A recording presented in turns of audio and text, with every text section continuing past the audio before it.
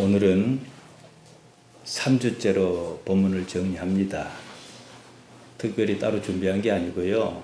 제가 한 10년인가 12년 절차에 따라 진행하는 순서가 거의 마무리 단계에 와 있습니다. 현실 삶의 감추인 공평. 부제로서는 하나님께서는 지금 무엇을 하고 계실까? 이겁니다. 하나님께서 천지와 만물과 사람을 창조하셨습니다. 사람이 살게 하셨습니다. 창조만 하시고 아무 일도 하지 않고 계시는 것은 아닙니다. 그러면 지금 무엇을 하고 계실까요? 아무것도 안 하시다가 나중에 죽거든 그때 보자 그러고 계십니까? 우리는 이런 질문 많이 해요. 하나님께서 살아계시다면 왜 내 삶이 이 모양인가? 이거지요. 천국이란 말 우리말로 하늘나라입니다. 원어로 하면 바실레이아 톤 우라노. 우라노스가 하늘인데 저기 하늘을 말하는 게 아니라 어디서든지 세상 모든 것을 내려다볼 수 있는 차원 높은 초월적 개념입니다. 세상 만물과 만사를 모조리 내려다보는 높은 데입니다. 하나님의 보좌와 같은 개념입니다. 예수님께서 요한복음 4장 24절에서 이리 말씀하셨습니다. 하나님께서는 영이시니 신령과 진정으로 예배할지니라. 푸니마오 데오스. 하나님께서는 영이시다. 카이 프로스키눈타스 아우톤. 그러니 거기서 경배할지라. 엔 푸니마티 영으로. 카이 알레데이아 데이 프로스큐네인. 그래서 반드시 진실로 경배해야 한다. 앞에 나오는 영이나 뒤에 신령이라고 번역한 말이나 똑같이 푸뉴마입니다. 성경은 하나님의 영과 사람의 영을 구분하지 않습니다. 예수님께서 하시는 말씀을 단순히 보면 하나님께서 푸뉴마시기 때문에 사람도 푸뉴마로 하나님을 대하라는 거예요. 여기서 하나 더 합니다. 사람에게는 진실로 알레데이아를 더해서 경배하라 이 말씀입니다. 하나님께서는 영이심으로 몸이 없습니다. 사람에게는 몸과 더불어 영이 있습니다. 여러분, 영을 무엇이라 규정하기는 어렵습니다. 있다는 건 알겠는데 규정이 어려워요. 그럼 여러분에게 영이 있는가? 제가 증거로 하나 되겠습니다. 하나님을 의식하는가? 이게 신의 선물이에요. 하나님을 의식하는 것이 손도 만치도 없으면 이 자리에 없어요. 그러니까 이 부분을 어떻게 살려낼 것인가? 이게 인생이에요. 동물이든 사람이든 몸의 세월을 거치며 생존의 최적화 과정을 거칩니다. 영이라 말하는 그것은 몸을 숙주로 자랍니다. 몸이 지나치게 강하면 영이 쉽게 드러나지도 잘 자라지도 않습니다. 몸은 생존하려는 습성 때문에 자주 진실을, 사실을, 알레데이아를 가립니다. 거짓말하는 이유는 그것이 몸의 삶에 이익이기 때문이에요. 다른 이유는 없습니다. 사람이 사는 데서 생기는 문제가 모두 이와 같습니다. 여러분 생각해 보십시오. 우리가 중요하다 생각하는 모든 것이 이 몸이 죽는 순간 다 의미가 사라집니다. 그때 무엇이 남겠습니까? 하나님이십니다. 여러분 이걸 생각하셔야 해요. 천년만년 살지 않습니다. 산다 해도 의미가 없어요. 하여 영과 진정으로 진실로 알레데이아로 참으로 예배하라 그러셨습니다. 알레데이아는 보통 종교에서 진리라 번역하는데 다른 의미 아니에요. 그냥 진실이에요. 사실이에요. 진실은 몸의 악한 기운을 빼는 역할을 합니다. 예수님께서는 그리하여 당신을 따르겠다는 사람에게 자기를 부인하라 그러셨습니다. 마가복음 8장 34절에서요. 자기 부인 즉 몸의 생각을 부인하면 어떻게 해요? 진실이 드러납니다. 알레데이아가 드러나요. 그때부터 그 사람의 푸니마가 살아난다는 겁니다. 하나님께서는 초월적 존재로 살아 계십니다. 세상을 내려다보시며 주관하고 계십니다. 우리 신앙의 기초는 이겁니다. 영이 성숙하지 못한 사람은 초월적 존재를 알아차리지를 못해요. 엊그제 뉴스에 보니까요. 김기동 목사가 많은 돈을 빼돌려 1심 재판에서 징역 3년을 선고받았다고 합니다. 한때 귀신론으로 유명하지 않았습니까? 그것이 신학적으로 옳건 그르건 귀신은 신령한 거예요. 그렇죠? 몸의 일이 아니다 이 말입니다. 그렇게 신령하던 사람들 모두가 거의 모두 돈을 탐하고 담임 목사 자리를 세습합니다. 돈이 걸린 문제가 아니었다면 누구도 쉽게 그런 생각하지 않습니다. 돈은요, 몸의 일이에요. 예수님께서는 누가복음 12장에서 말씀하신 어리석은 부자 이야기가 바로 이겁니다. 어리석은 목사가 많습니다. 우리 신앙 수준이 이 정도라면 다시 생각해야 하지 않겠습니까? 몸은 어떻게든요 죽습니다. 죽어가는 중이에요. 20살 중반 넘었으면 죽어가는 중이에요. 의식적으로 지금 죽으면 몸만 죽는 것이 아니에요. 영이 자라지를 못하는 거예요. 그러니까 앞으로 제가 얼마를 더 살지 모릅니다. 10년을 더 살는지 10년이든 얼마든 이건 나에게 어떤 기회가 주어져 있습니까? 내 안에 있는 영을 성숙시키는 기회가 있는 거예요. 이건 우리의 의무고 책임입니다. 따라서 몸이 지나치면 영이 자라지 못하니까 또 죽어버려도 더 이상 성장할 게 없잖아요. 그러니까 지금은 의식적으로 몸이 죽어야 하는 거예요. 학대란 말이 아닙니다. 인정하지 말라 이 말씀입니다. 이것이 자기 부인입니다. 부인하다. 아르파네오마이라 그럽니다. 거절하다, 배반하다, 버리다. 한마디로 자기를 버려라. 가장 쉽게 생각하면 뭡니까? 무슨 교회에서 선교 활동이든 뭐하든 회의를 하다가 의견이 안 맞아요. 그럼 이건 내 생각이고 집안에서도 일단 이래 두는 거예요. 우리 신앙은 자기를 버리지 않으면 감당할 수 없습니다. 사람의 아들 그분께서도 자기를 버리셨습니다. 겟세마네에서 말이죠. 자기를 왜 버리셨습니까? 하나님을 얻고자 그랬습니다. 우리 신앙은 몸의 삶에서 영을 발견하고 또 살려내고 또 자라게 하려는 거예요. 제가 앞서 몸은 영의 숙주라는 말을 썼습니다. 느타리 버섯이 있지 않습니까? 썩은 참나무에 포자가 붙어 자랍니다. 나무는 버섯을 키우는 숙주예요. 몸은 나의 본질인 하나님과 교통하는 본질인 영을 키우는 숙주예요. 그 이상은 아무런 기능이 없습니다. 우리의 목표는 성숙한 영의 영원한 삶이지 몸의 삶은 아닙니다. 예수님께서 제자에게 죽는다 사별을 말씀하셨습니다. 고난과 죽음을 기정사실로 받아들여야 했습니다. 제자는 예수님께서 계시지 않는 삶을 생각해 본 적이 없습니다. 그렇다고 예수님의 의지를 꺾을 수 있는 상황도 아니었습니다. 그랬다가는 베드로처럼 사단아 이런 야단을 맞을 것이 뻔하였습니다. 마가복음 8장 33절에 나옵니다.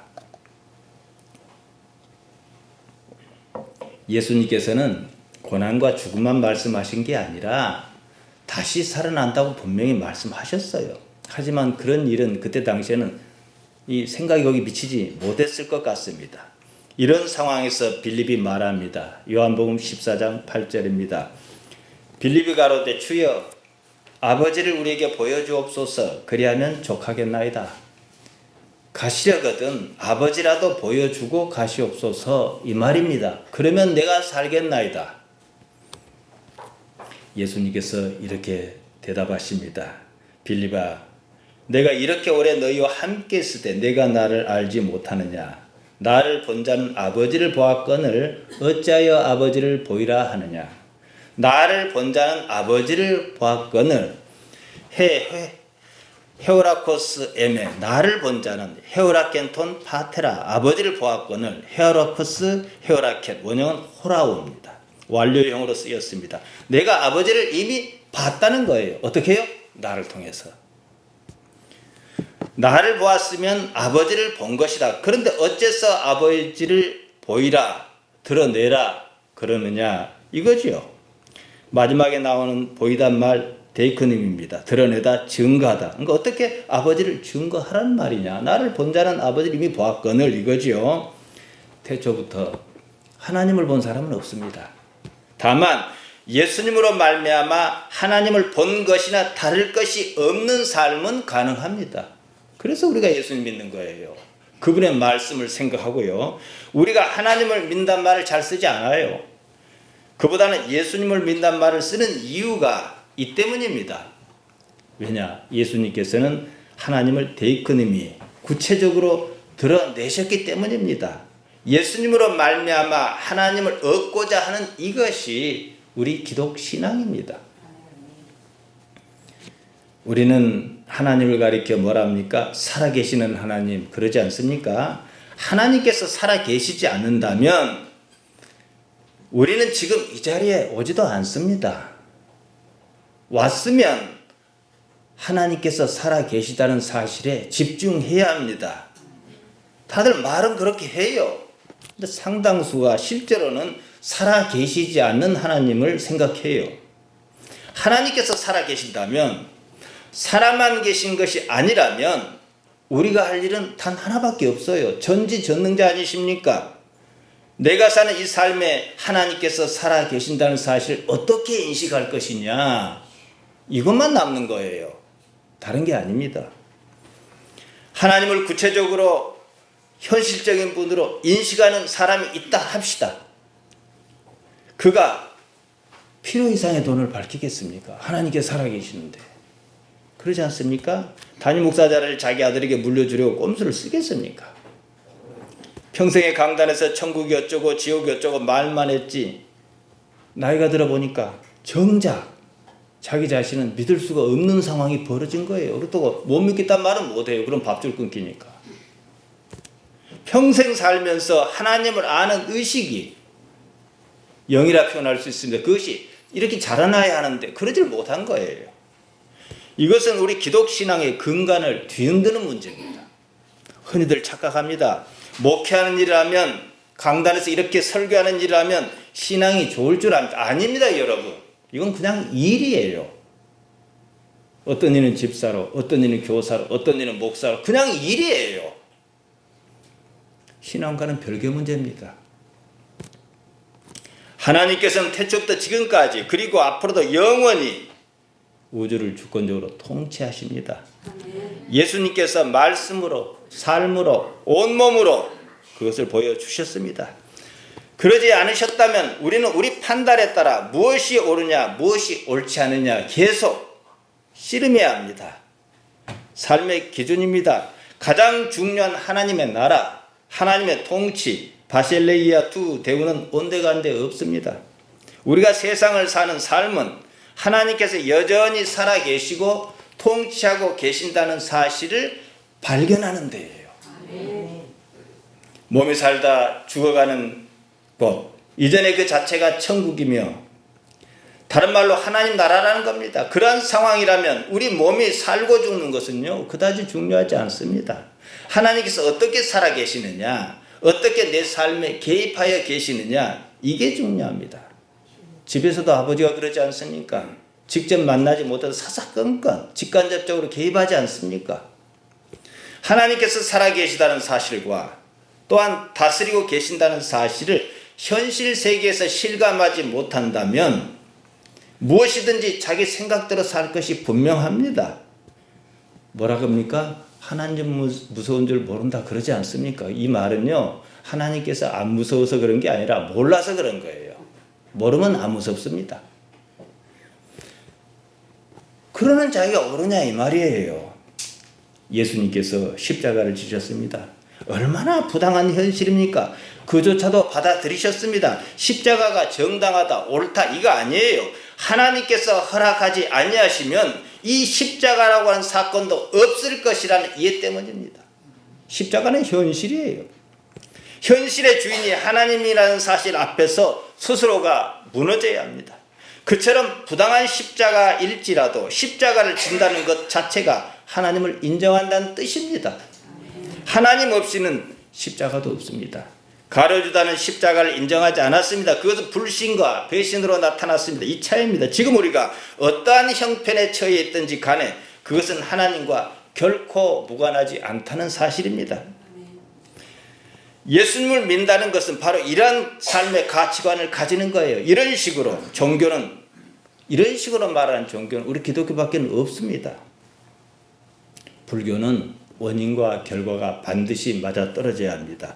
현실은 지난 원인의 결과일 뿐입니다. 과거 원인에 따른 것이 현실입니다. 그것을 확장하다 보니까 전생이라는 개념이 논리가 필요했습니다. 그러니까 또 내생이 생기죠. 이런 식으로 삼생이 생겨나고 나중에는 윤회까지 발전합니다.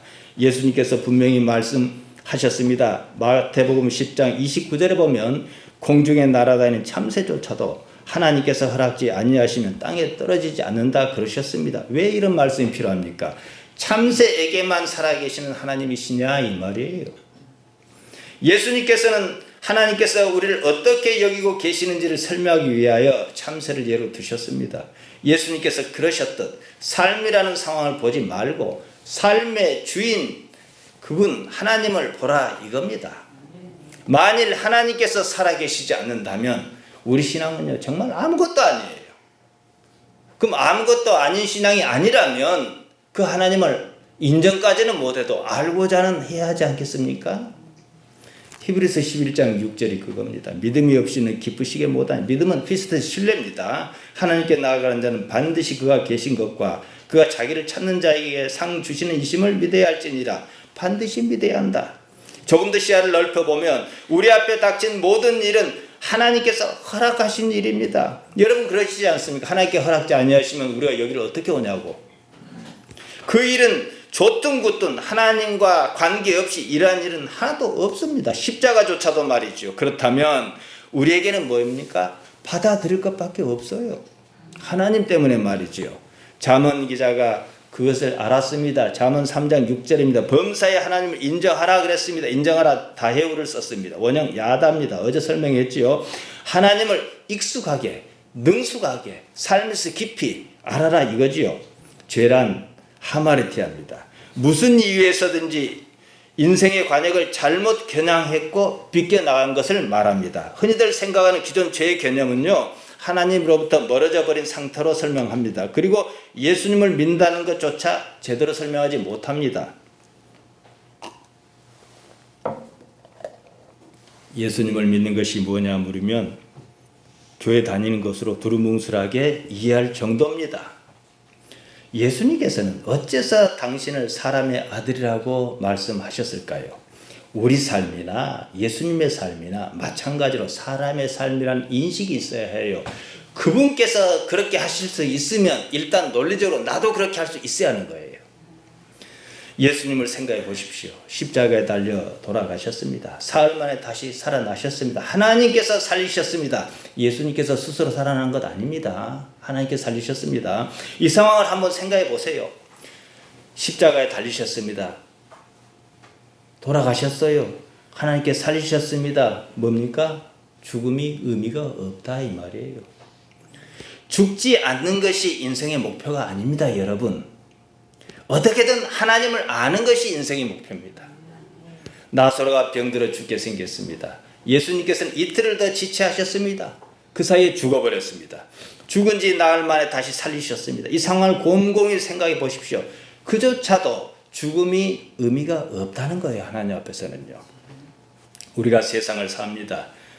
죽음이 의미가 없습니다. 이해하시겠습니까? 죽음이 의미가 있다고 생각하는 사람이 사고 쳐요.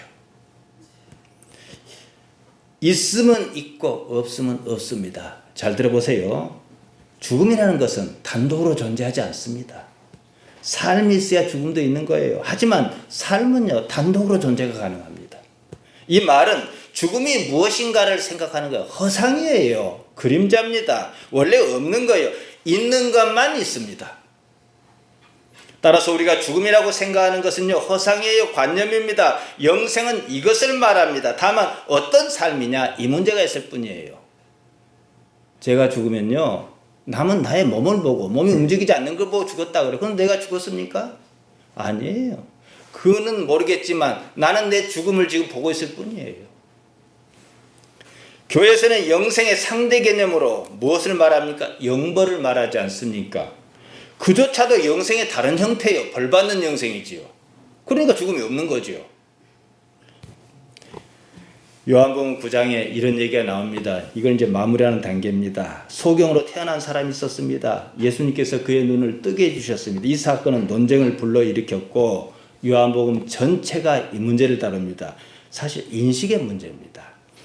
그리 쉽게 볼 문제는 아니지요. 요한복음 9장 21절에 나오는 부모의 증언을 보면 소경이었던 사람이 이미 장성한 상태였습니다. 그런 사람은 사실 눈을 뜬다 해도 볼 수 없어요.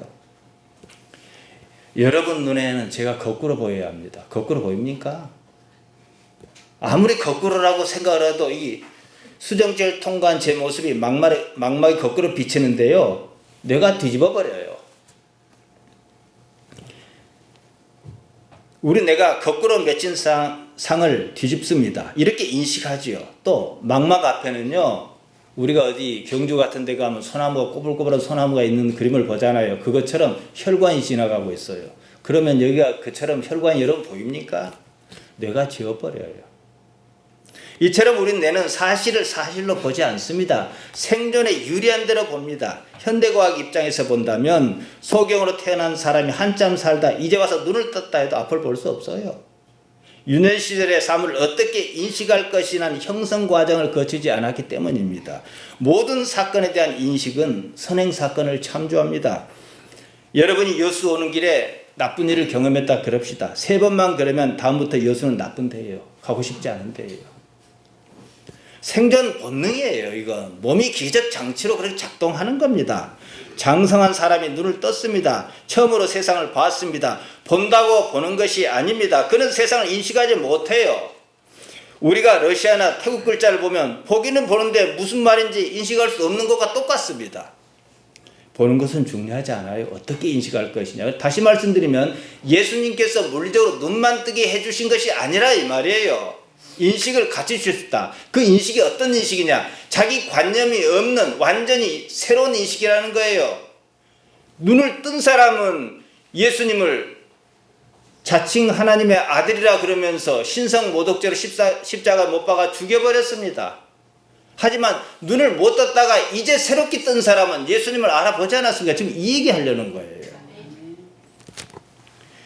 예수님께서는 보는 문제 넘어 사실을 참을 알레데이아를 알아차리는 문제를 이것으로 다루셨습니다. 요한복음 9장 전체가 이거예요. 끝에 어떻게 나옵니까? 9장 41절에요. 너희가 소경이었더라면 죄가 없으려니와 본다고 하니 너희 죄가 그저 있느니라. 에이티플로이에테 만일 눈먼 채로 있었다면 우크한 에이케테 하마르티아가 없었을 것이요 닌데 레게테 그러나 지금 말하노니 호티 블로포멘 본다는 것 때문에 헤마르티아 휘몬 메네이 이 하마르티아가 너희에게 그대로 머물러 있느니라. 자, 지금까지 본 사람이 더 잘 봐야 하잖아요. 근데 이제 본 사람은 제대로 봐요. 알레데이아를 사실. 그러나 지금까지 본 사람은 자기 인생에서 겪은 우여곡절이 관념으로 뭘 형성해 버리기 때문에 못 본다는 얘기예요. 자기란 게 뭡니까? 관념의 자기, 만들어진 자기, 복잡한 과거의 자기. 이것을 일단은 비워라. 이 말씀입니다. 죄라고 번역한 말 하마르티아입니다. 하마르티아를 단순히 죄라고 번역하기에는 문제가 많습니다. 아리스토텔레스가 있지 않습니까? 시약 13장에 펼쳐보면 하마르티아를 언급합니다. 판단, 착오로 인한 불행한 상황 이런 의미에 가깝습니다. 그래서 오이디푸스 얘기를 거론해요. 오이디푸스 삶에 왕창 꼬여버렸잖아요. 자기 아버지를 죽이고 어머니를 차지하고 눈 뜨고 보니까 이게 웬일이냐. 이게 하마르티아라는 거예요. 이런 상황 자체. 하마르티아는 화살 같은 것이 관역을 잘못 맞힌 것을 두고 하는 말입니다. 대개 신학자는 이걸 원죄 성격으로, 원죄란 말은 성경에는 없습니다. 신학 용어입니다. 그걸 분석해서 신학자가 이게 원죄라고 그 키워드를 만든 거지요. 하마르티아는요, 그냥 삶의 이런 상황입니다. 불행 중에 있는 삶입니다. 고난 상태란 사실 그 자체가 하마르티아입니다. 예수님께서 제자와 함께 길을 갈 때였습니다. 소경으로 태어난 사람을 봤습니다. 제자가 여쭈었어요. 요한복음 9장 2절입니다. 라비여, 이 사람이 소경으로 난 것이 네 죄로 이남이 오니까 자기 오니까 그 부모 오니까. 라비여, 티스 헤마르텐 누구 잘못입니까? 후토스의 오이 고네이사우투 그 자신입니까? 그 부모입니까? 히나 티플러스 겟네데 눈이 멀게 태어난 것이 중요한 단어 하마르티아입니다. 조금 전에 말씀드렸다시피 하마르티아는 인간의 불행 상태 그 자체를 가리킵니다. 원인이 어디 있느냐가 아니에요. 원래 의미 말씀드린 대로 화살 같은 것이 관역을 딱 제대로 맞춰야 하는데 잘못 맞힌 거예요. 빗겨난 거죠. 헛다리 짚은 거죠. 지금 내가 불행한 상태예요. 그래서 종교가 생긴 거예요. 안 불행했으면 그럴 리도 없겠지만 아무도 하나님 안 찾아요. 가난한 자가 천국을 차지해요. 가난하기 때문에 부자는 찾을 이유가 없어요. 제자는 답을 가지고 여쭈었습니다. 사람의 불행이 그 자신의 하마르티아 때문 아니겠냐, 아니면 그 부모 하마르티아 때문이 아니겠냐 그랬습니다. 동생을 막론하고 생각이 비슷비슷합니다. 기독교보다 불교가 수백 년 앞서서 더 그렇습니다. 원인과 결과로 설명해요. 예수님께서는 제자의 예상과 다른 답을 주십니다. 요한복음 9장 3절입니다. 이 사람이나 그 부모가 하마르티아를 범한 것이 아니라 그에게서 하나님의 하시는 일을 나타내고자 하시니라. 우테 후토스 헤마르텐, 그 자신이 잘못한 것이 아니다. 우테 오이 고네이스 아우투, 그 부모가 잘못한 것도 아니다. 알히나 도리어 뭐뭐 때문이다. 파노르데타 에르가, 이 직무를 드러내려고 알게 하려는 것 때문이다. 누가요? 투 데우, 하나님께서. 어디서요? 엔 아우투, 여기서. 그 자신이나 그 부모가 잘못해서가 아니라, 그래서 눈이 먼 게 아니라, 눈이 멀게 태어난 게 아니라 하나님께서 그에게서 어떤 일을 하고 싶으신 거다. 이걸 드러내려 하시는 것이다. 이거예요. 딱 이 부분이 불교와 기독교의 길을 나눠 놓습니다. 한 사람이 소경으로 태어났습니다. 그 때문에 삶이 불행합니다. 그의 삶이 어째서 불행하느냐? 종교적 질문입니다. 자기 하마르티아 때문인지 아니면 부모 하마르티아 때문인지 이런 질문 아니겠어요? 기독교의 보편적 답변은 누구 하마르티아 때문이라 그럽니까? 우리가 흔히 하는 기독교. 누구 때문에 이 사람 눈이 멀까요? 따지다 못 따지면 어떻게 해요? 아담 때문에. 바울 개인의 생각입니다. 로마서 5장 12절입니다. 이러므로 한 사람으로 말미암아 죄가 세상에 들어왔고 하마르티아입니다. 죄로 말미암아 사망이 왔나니 이와 같이 모든 사람이 죄를 지었으므로 사망이 모든 사람에게 이르렀느니라. 죄라는 말, 죄가 죄로 죄를 3번 나옵니다. 하마르티아, 하마르티아스, 헤마르톤. 한마디로 표적이 빗겨나갔다 헛다리 짚은 겁니다. 대부분 이것을 바울이 얘기한 그대로 이해도 못해요. 모든 죄를 아담에게 뒤집어 씌웁니다. 그리고 나는 아니다 그래요. 믿는 거, 예수님 믿는 게 뭔지도 모르면서. 그러니까 예수님 믿는 사람이, 목회한다는 사람이 돈 문제며 세수 문제며 성범죄까지 저지릅니다. 바울이 한 말은 삶이 하마르티아 상태다, 이걸 말하는 거예요. 현실의 불행은 관역을 제대로 마치지 못한 상태라는 거예요. 근데 여기서 이제 바울이 조금 욕심을 냈습니다. 예수님의 등장에 대한 당위성을 설명하려 했어요. 이게 필요했습니다. 이조차도 인과적 이해입니다. 아담을 끌어들여 거기다 꿰맞췄다는 거예요. 지금까지 다들 하나님을 시간 아래 두었습니다. 바울도 그랬습니다. 그러면 앞선 원인에 잇따른 결과, 현실을 인과관계로 이해할 수밖에 없다는 거예요. 시간은 하나님께서 만드신 겁니다. 과거 뭐 때문에 이 모양 이 꼴로 산다는 게 아니에요. 만일 그렇다면 불교가 맞습니다. 불교는 시간의 종교입니다. 시간의 순서를 결코 벗어나지 못합니다. 전생 다음에 현생이고 현생 다음에 내생이 있는 거예요. 시간은 하나님께서 만드셨습니다. 이 말은요, 하나님께서는 시간 위에 계신다는 거예요. 1000년이 하루 같고 하루가 1000년 같다 하지 않습니까? 하루나 1000년이나 하나님께는 동일한 개념입니다. 호렙산에서 모세와 대면하고 계십니다. 지금 우리의 예배를 받으십니다. 지금 우리에게는 옛날 옛적에 이렇게 얘기할지라도 하나님께는 동일한 시간이에요. 근데 원인과 결과가 어디 있어요? 하나님의 시간은 순서에 따른 나열 개념이 아닙니다. 그림 한 장의 개념이에요. 이 주보가 있어요. 언어로 설명하려면요, 여기서부터 설명 다 읽으면 순서가 필요해요. 여기서부터 여기까지. 그러나 이미지로는 한 장이에요. 하나님께는 이거예요. 우리는 여기서 가든 이렇게 와야 해요. 이해하시겠습니까? 나의 현실에 하마리테아가 있는 것은 아담 때문이다. 그러면 불교예요. 인과적 이해죠. 현실 상황을 과거 사람에게 뒤집어 씌우고 자기는 빠집니다. 이래서 교회에 여러 가지 문제가 있는 거예요. 나는 없다. 심지어 뭐라는지 압니까? 앞으로 지을 내 죄도 사해 주셨다. 그러니까 내 마음대로 살겠대요. 말도 아니지요. 아담에게 하마리테아가 있었습니다. 마찬가지로 내 자신에게도 하마리테아가 있다. 인생은 이걸 말하는 거예요. 예수님께서는 지금 이걸 말씀하시는 거예요. 소경으로 태어난 사람의 삶은 그 자체가 하마리테아입니다. 그가 소경으로 태어난 것이 그 자신의 하마리테아 때문도 아니고 그 부모의 하마리테아 때문도 아닙니다. 아담의 하마리테아 때문도 아닙니다. 아담은 부모 세대에 속하잖아요. 아담이나 그 부모나 또 그 자신이나 각기 다른 모습의 하마리테아를 안고 세상을 살 뿐이에요. 지금 그에게는요, 소경이라는 하마리테아 상태에 있다는 거예요. 자, 그러면 여러분의 하마리테아는 무엇입니까? 똑같습니다. 이것을 뛰어넘으려고 예수님을 알자, 믿자, 이거예요. 어떤 이의 하마리테아는 이 사람처럼 신체적 장애입니다. 어떤 이의 하마리테아는 질병입니다. 어떤 이의 하마리테아는 자식 문제입니다. 누구의 하마리테아는 가난입니다. 모두가 하마리테아의 상태에 있다. 삶을 이해하라는 거예요. 그래야 하나님께서 필요한 존재로 내게 다가오시지요. 하나님께서 필요하시지 않은 상황이라 그러면은 의미가 없어요. 왜 하나님을 찾고 알게 하려고요?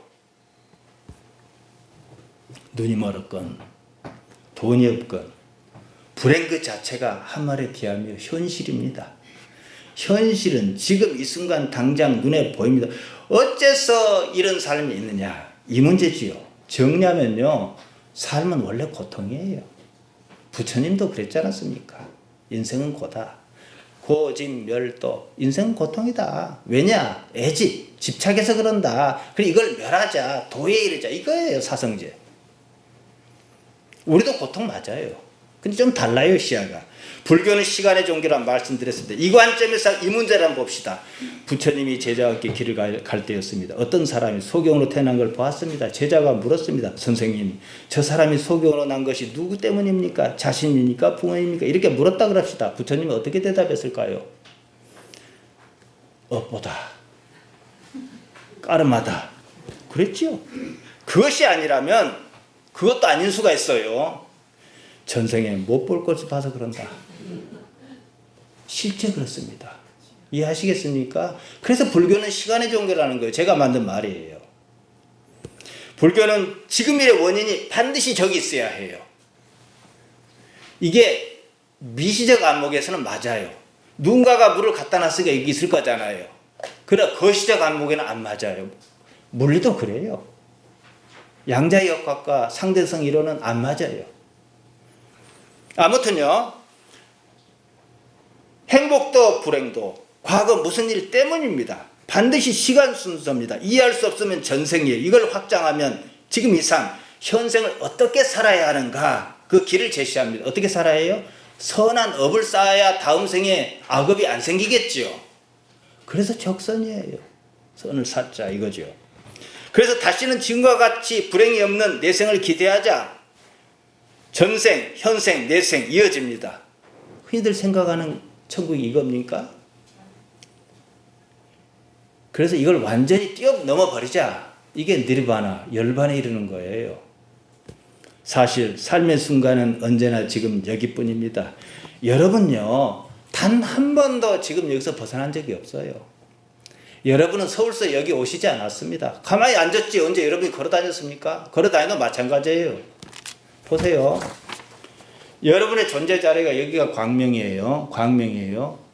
이렇게 하다 보니까 여기 내가 있는 거예요. 나는 항상 여기 있어서 여기 움직인 거예요. 여기. 아시겠어요? 시간도 마찬가지입니다. 나는 언제나 지금 여기 있어요. 하나님의 존재 방식은 이거예요. 내가 하나님의 존재 방식 위에 있으면 여러분은 초월하는 나를 발견할 거예요.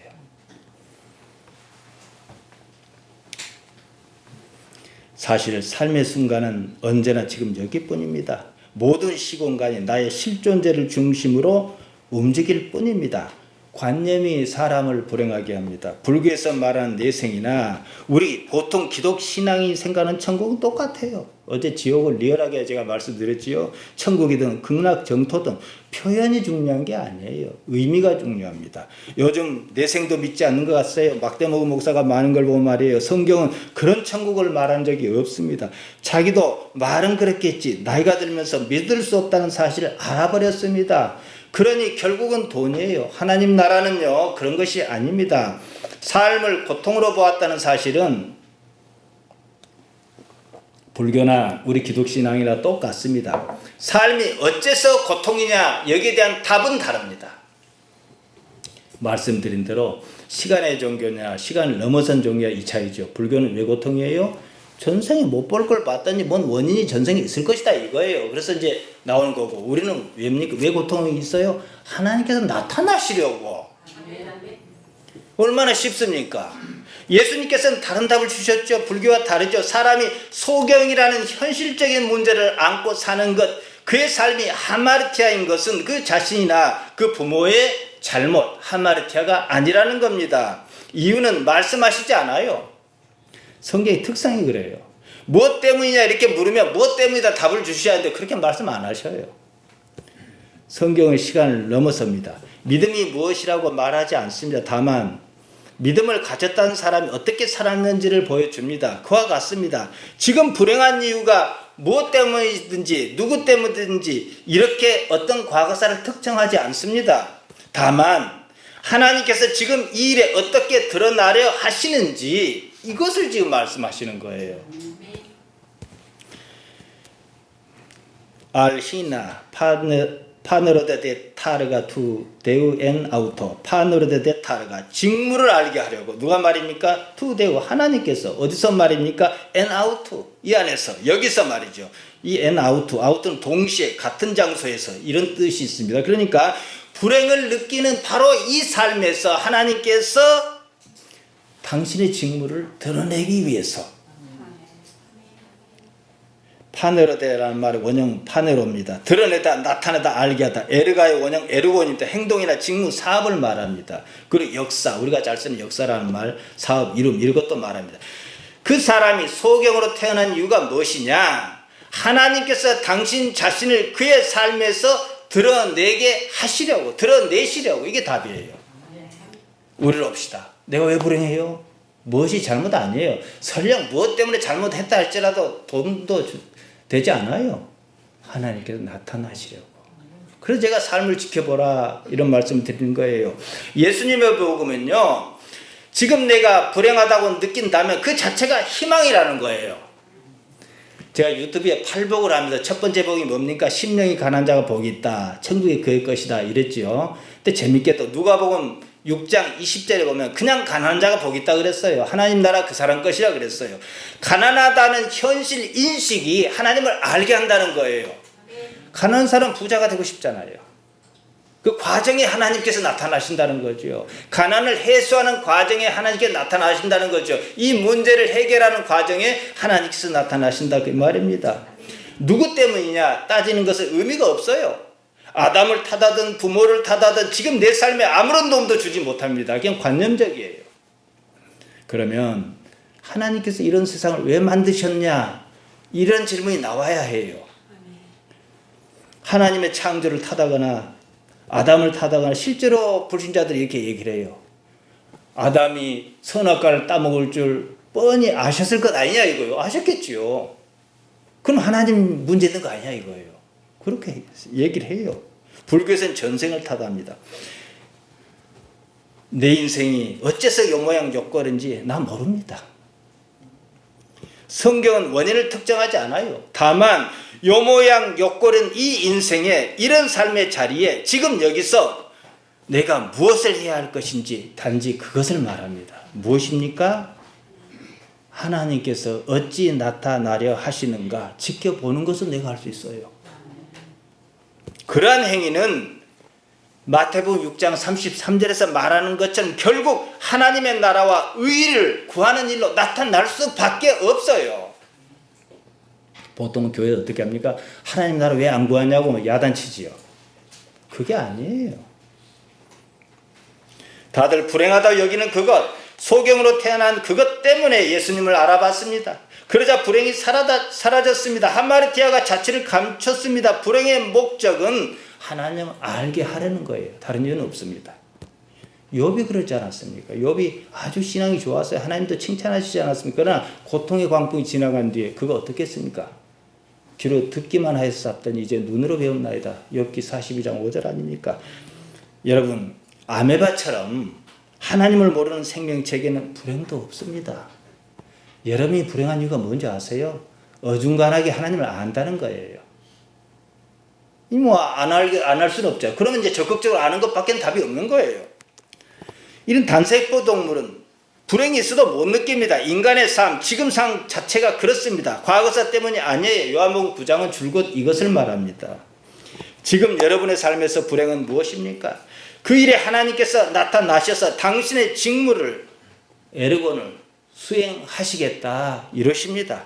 어쩌시겠습니까? 그러면 사람이 할 일은 단 하나뿐입니다. 지금 여기 내가 사는 삶에서 하나님께 어떻게 나타나시는지 지켜보는 일입니다.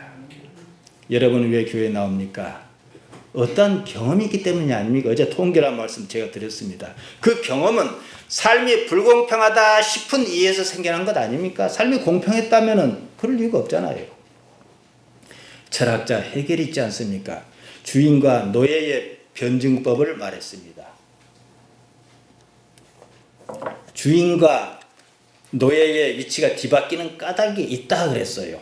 왜냐? 주인은 자기 반성 능력이 없기 때문이라 그랬습니다. 노예는 주인의 칭찬과 인정을 얻기 위하여 끊임없이 자기의 행위를 돌아봅니다. 주인의 시선을 통해서 자신의 능력이 어떠한지 가늠합니다. 반면 주인은 자신을 객관화시킬 대상이 없습니다. 누구로부터 인정을 얻기 위하여 노력할 필요가 없습니다. 결국 자신의 존재를 재확인시켜줄 준거의 대상 자체가 사라집니다. 그래서 절대 권력이 절대 부패하고 나중에는 멸망할 수밖에 없는 것은 이런 이유 때문입니다. 자, 부족하다는 것은요, 이제 정리하겠습니다. 부족하다는 것은 부족한 그것을 채울 무엇인가가 필요하다 이 뜻이에요. 그것은 살아있다는 증거인 동시에 하나님을 필요한 존재로 인식한다 이 얘기입니다. 하나님께서 필요한 사람에게만 나타나십니다. 항상 하나님에 대해서는 갈급해야 하는 거예요.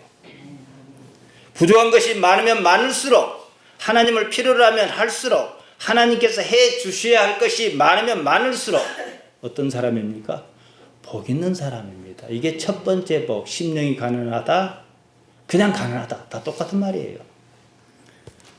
여러분의 삶이 불공평한 상태에 있다면 그것은 하나님께서 무엇을 하셔야 하는 상황이라는 사실을 알아차리시기 바랍니다. 삶의 불행과 불공평은 누구 잘못 때문이 아닙니다. 하나님께서 그런 삶에 나타나시겠다 그것입니다. 은혜지요. 눈 뜨는 것이 중요하지 않아요. 삶에서 하나님을 아는 것이 중요합니다. 두 눈 멀쩡히 가지고 하나님을 알지 못한다면 그 눈은 차라리 없는 것만 못합니다. 예수님께서 그리 말씀하셨습니다. 마태복음 18장 8절 9절을 보면은 만일 내 손이나 내 발이 너를 범죄케 하든 찍어버리라. 뭐 엄청 심하게 말씀하시지 않았습니까? 또 저 뒤에 보면은 만일 내 눈이 너를 범죄케 하거든 빼어버려라. 한 눈으로 영생에 들어가는 것이 두 눈을 가지고 지옥불에 던지는 것보다 나으니라. 두 눈 다 범죄하면 어떻게 해? 다 빼라. 거의 이 말씀이죠. 세상이 공평하지도 않고 정의롭지 않다는 생각이 든다면 어디까지가 내 생각입니다. 나의 이해가 그럴 뿐이에요. 세상에는 하나님의 공평과 정의가 내가 미처 모르고 있어도 그것이 하수같이 흐르고 있어요. 우리 신앙은 나의 이해를 초월해서 하나님을 신뢰하며 이해하는 단계로 나아가자 이겁니다. 이 삶이 아니라 영혼을 지향하는 목표를 가지는 거예요. 삶의 상황 때문에 괴로워하거나 자책할 것은 없습니다. 그것은 단지 치워야 할 장애물에 불과합니다. 그런 일은 어쩌면 당연합니다. 하나님께서 살아 계시다는 사실을 알아차릴 수 있게 해줍니다. 살아있는 삶이 이렇습니다. 우리가 소경인 까닭은 눈 뜨는 일을 통하여 하나님을 우리 삶에서 알아차리는 것 때문입니다. 우리가 불행한 까닭은 불행한 그 일로 하나님을 알아차리는 것 때문입니다. 하나님께서 어떻게 나타나시려는가? 지금 이 삶을 지켜봐야 하는 이유입니다. 그러면 어제 누군가 질문했죠? 답을 드리겠습니다. 하나님을 어떻게 알아차릴 것인가? 제가 연구한 가장 쉬운 방법을 알려드리겠습니다. 삶은요, 아까 말씀드린 언제나 지금 여기입니다. 그때 거기가 아니에요. 언제나 지금 여기, 지금 여기에 계시라는 거예요. 하나님을 의식하면서 이 삶을 주시하는 거예요. 지금 여기에 있는 그것이 영생이에요. 하나님의 존재 특성이 그렇습니다. 그러니까 여러분이 이것을 한 달만 주의 깊게 하시면 내가 변해요. 그리고 하나님의 살아계심이 어떻다는 것을 설명은 못하지만 감이 잡힙니다. 그러면 그것을 기준으로 세상 살 것 아니겠습니까? 그로써 하나님 알아차리기를 주 예수님 이름으로 여러분을 축복합니다.